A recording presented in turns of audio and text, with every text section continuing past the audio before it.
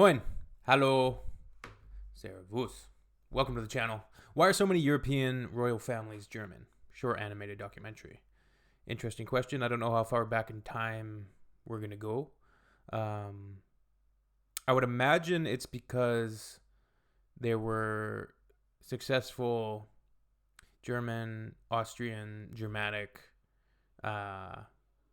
monarchies, families, and often they would be joined, right? Like that's how you exerted or acquired, I should say, more power and influence for your families is through marriage,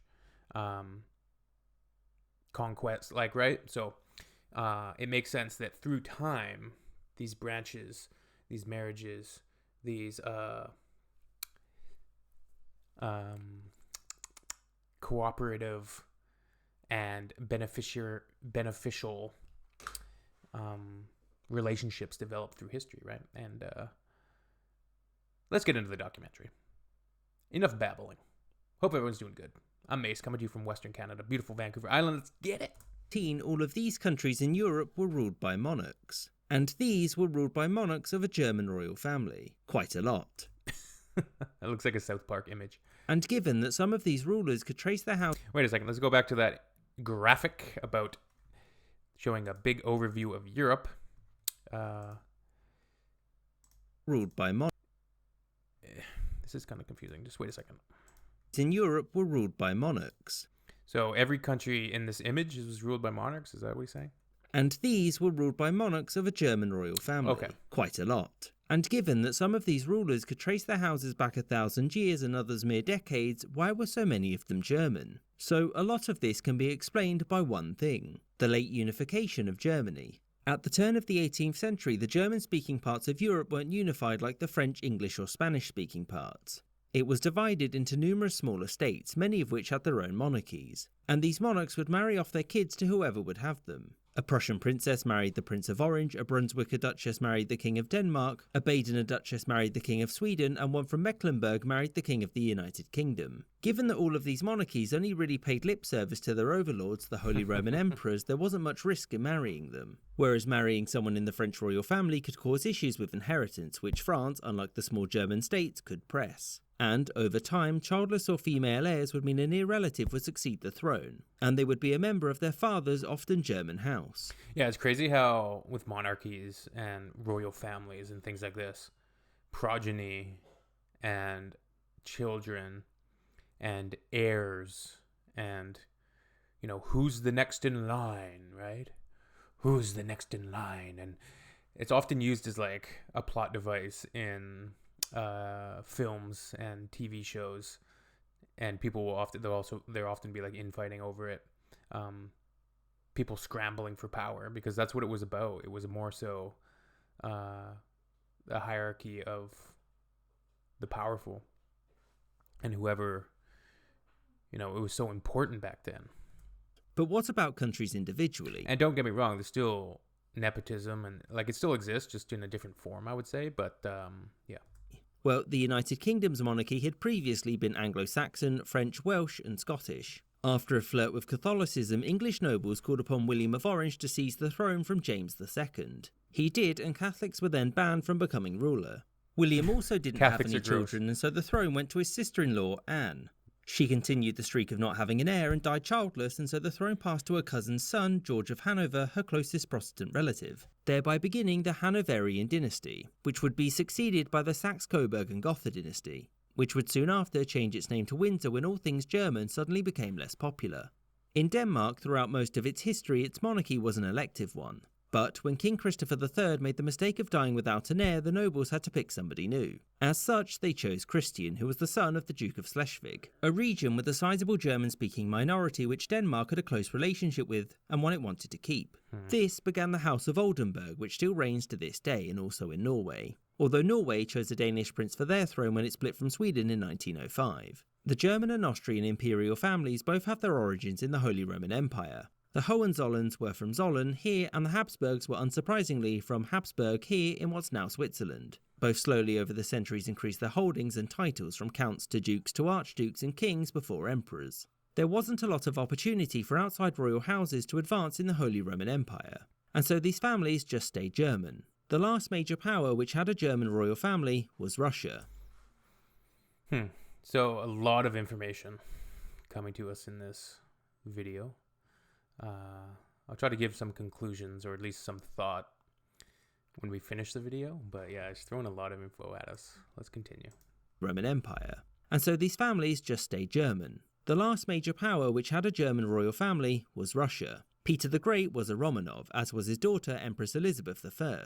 She died childless and the throne passed to her nephew Peter III.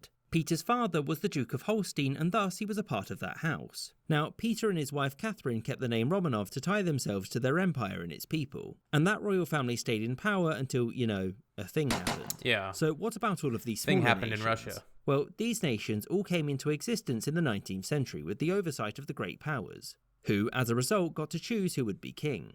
The first was Greece. Britain, France and Russia all had a stake in the new country, and thus they all wanted an ally on the throne. As such, after their first choice said no, they picked Prince Otto of Bavaria, who wasn't aligned with any of them. Next was Belgium, which, as a buffer state between Prussia and France, couldn't be aligned with either. As such, the British chose Leopold of Saxe-Coburg and Gotha, husband of the king's niece, to keep the two close to ensure Belgium's independence. Romania had a German monarch after its first ruler, a native Romanian, became somewhat despotic and was overthrown in a coup. The new country had only recently broken away from the Ottoman Empire. And so, to maintain its independence, its nobles picked a prince from the Prussian Hohenzollern royal family. This essentially guaranteed their independence from Russia, the Ottomans and the Austrians next door. And for Bulgaria, the reasons were similar. At first, it was ruled by the nephew of the Russian emperor, but he got himself over. Basically, a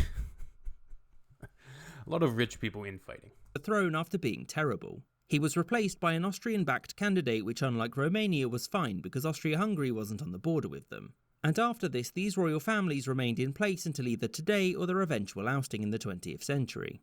I hope you enjoyed this episode, and a special thanks to my patrons, James Bisonet, Kelly Moneymaker. A lot of information, but basically a very small group of people controlling massive amounts of influence and power over huge areas. I don't know. The thing is, all of this information, while interesting, the average peasant didn't really give a shit. Or did they? I don't know. Maybe they did. It's not so much that I guess it's not so much that they didn't care as much as to them it wouldn't matter as much who is in power or who is the monarch at any current point in time. They're still going to be exploited. And they're still going to be poor. Like, I don't know. Damn, it was just like so much information I was like, I don't compute what's happening right now. I don't compute. I'm not really a fan of monarchies or like power being passed down or titles being passed down through heirs. It's really quite a stupid thing, right? Because there's no merit. It's just given. It's not earned. So, interesting video though. Europe has such a complex history. So many moving parts, so many different nations, now countries.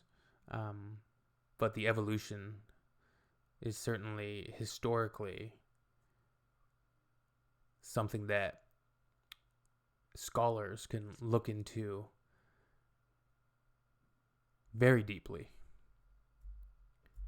that scholars can dissect and analyze through history.